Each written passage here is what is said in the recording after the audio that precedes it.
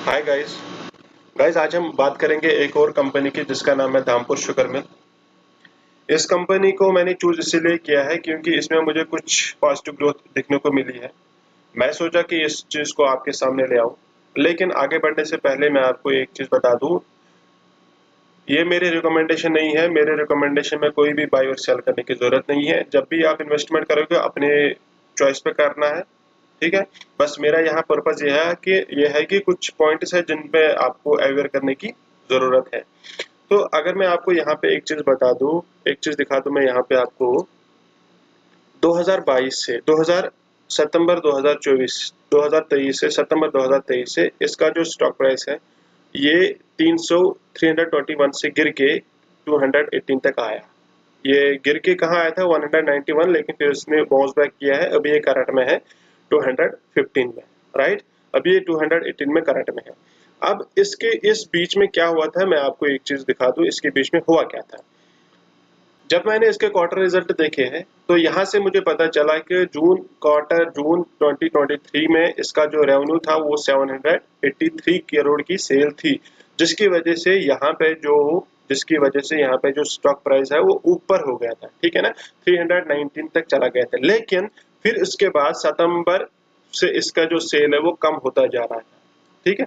कम होता है, लेकिन दोबारा गेन हुआ। ये कम क्यों हो गया? जब मैंने इसमें थोड़ी और इन्वेस्टिगेशन की, यहाँ से मैंने कौन कॉल्स पढ़े हैं, तो यहाँ से मुझे पता चला इनके कुछ एक्सटर्नल फेस थे, जैसे कि external factors like retrospective redetermination of higher levy molasses obligation. दूसरा जो था increase in state advised price of sugarcane. तीसरा lower availability of sugarcane due to the weather condition. चौथा ban on use of sugarcane juice for ethanol production impact the financial performance. यहाँ से इनके कुछ obligation थे, उनके कुछ record थे, जिसकी वजह से इनका जो सेल था इन तीन क्वार्टर का वो कम हुआ था। अब जब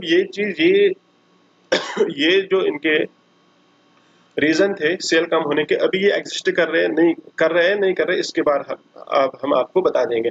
क्या जब इलेक्शन था, इलेक्शन के दौरान इनको बोला गया था कि आप शुगर केन को क्रश नहीं कर सकते हो इथेनॉल बनाने के लिए। क्यों?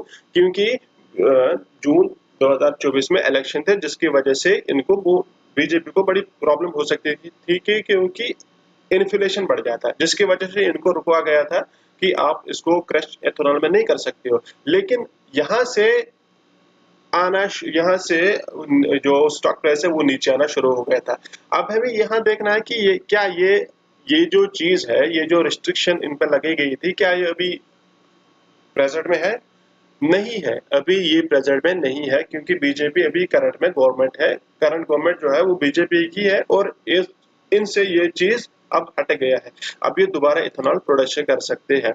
जब ये इथेनॉल प्रोडक्शन करेंगे तो इनकी जो सेल है वो ऑटोमेटिक इंक्रीज होगी। तो यहाँ से स्टॉक प्राइस को ऊपर होना लाजमी बन गया। यहाँ से और एक चीज पॉजिटिव डेवलपमेंट, इस कंपनी के पॉजिटिव डेवलपमेंट क्या है, यहाँ पे इन्हें लिखा ethanol production for the quarter and the year increases significantly compare to the previous year. जब इनका इथेनॉल बढ़ेगा, इथेनॉल को इन्हें गवर्नमेंट ने बोला था कि जितना तुम इथेनॉल प्रोड्यूस करोगे उतना हम आपको परचेस करेंगे, और उसी प्राइस पे परचेस करोगे जिस प्राइस पे तुम डिसाइड करोगे, ठीक है ना। शुगर केन जो जितना इनको शुगर बेचने से मिलता है उसका 2 गुना उनको अब इथेनॉल बेचने से मिलता है। तो अभी करंट में क्या सिचुएशन है, ये इथेनॉल को ज्यादा प्रोड्यूस करेंगे और शुगर को कम प्रोड्यूस करेंगे, जिसकी वजह से जो भी शुगर की प्राइस है वो हाई होता जाएगा, और जिसकी वजह से पूरी की पूरी जो शुगर इंडस्ट्री है वो प्रॉफिट में आएगी। जब ये प्रॉफिट में आएगी तो क्या जो अभी ये प्राइस है, अभी करंट का प्राइस, क्या ये और डाउन हो जाएगा? नहीं, ये यहाँ से ऊपर हो जाएगा। अभी यहाँ से जब ऊपर हो जाएगा तो अगर हमने यहाँ पे खरीदेंगे, अगर हम यहाँ पे इसको परचेस करेंगे, तो हमारा जो टारगेट है वो ये 323 का टारगेट होगा। जब ये यहाँ पे पहुंचेगा तो हम निकलेंगे, हमें यहाँ से 45% के आसपास गेन दिखने को नजर आ रहा है। लेकिन यहाँ से ये बात भी है, अगर इनका एक भी क्वार्टर खराब निकला तो यहाँ से ये और गिर सकता है, जिसकी वजह से हम पैनिक हो जाते हैं। लेकिन फिर भी मैं आपको बता दूं, एक स्मॉल कैप कंपनी ये 30% तक और गिर सकती है, 40% और गिर सकती है। हमें ये मौका देगा एवरेज करने में, लेकिन हम 2% से ज्यादा एक स्मॉल कैप कंपनी में एवरेज स्मॉल कैप कंपनी में 2% ज्यादा अपने पोर्टफोलियो का इन्वेस्ट नहीं करेंगे। अगर ये 20% डाउन आए तो हम 100% और 2% इसमें इन्वेस्ट करेंगे और उसके बाद कोई भी इन्वेस्टमेंट इसमें नहीं होगा। अगर उसके बाद और 20% आए तो रखो ऐसे ही, उसमें करने की जरूरत नहीं है। लेकिन इसके साथ साथ हमें ये भी देखना है इसके फाइनेंशियल्स कैसे कैसे है। तो मैं अगर आपको बता दूं कि इसके अगर मैं आपको बता दूं इसका जो अपनी कंपनी के साथ जब मैं इसको कंपेयर करता हूं तो यहां से हमें पता चलता है कि जो कंपनी का जो पीई रेशियो है पूरी इंडस्ट्री का वो है 16 और इसका 10.74 जो कि इनसे कम है।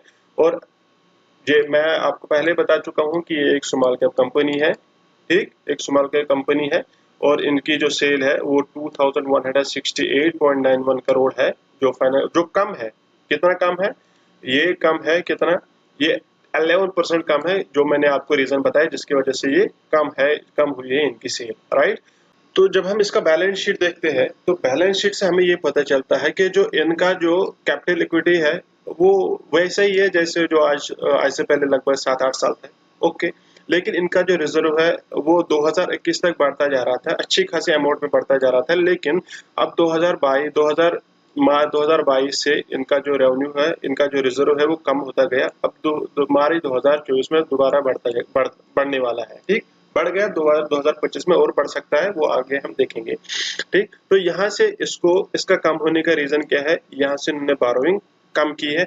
जब यहाँ से बारोइंग कम की है तो थोड़ा बहुत यहाँ से इन्होंने फिक्स्ड एसेट को बेच दिया। जो भी रेवेन्यू आ रहा है, जो भी कंपनी का रेवेन्यू आ रहा है वो फिक्स्ड एसेट से ही रेवेन्यू आएगा। जो भी आपके पास मशीनरी है वो फिक्स्ड एसेट में काउंट हो जाता है, तो जिसकी वजह से आपका रेवेन्यू बढ़ जाएगा। जो स्टॉक प्राइस का नीचे आने का रीजन है वो यही है, क्योंकि इनकी सेल इसीलिए कम हुई थी क्योंकि इन्होंने फिक्स्ड एसेट को गिरवी रखा है, इन्होंने फिक्स्ड एसेट को बेच दिया था। अब जब फिक्स्ड एसेट दोबारा बढ़ जाएंगे तो क्या इनका रेवेन्यू सेम रहेगा? नहीं, इनका रेवेन्यू और बढ़ेगा, ठीक है ना। तो और इसके साथ साथ और एक चीज इनका ये है कि जो इनका CWIP है ये भी 17 करोड़ का भी पेंडिंग है। जब ये एक्टिव हो जाएंगे, जब इस चीज का प्रोडक्शन जब स्टार्ट होगा इन 17 करोड़ का, तो इनका रेवेन्यू और बढ़ सकता है उसके बाद। और तीसरी बात अगर हम देखेंगे जो ROE है, अभी ये ROE है, रिटर्न ऑन कैपिटल इक्विटी है, 12% के आसपास ये है।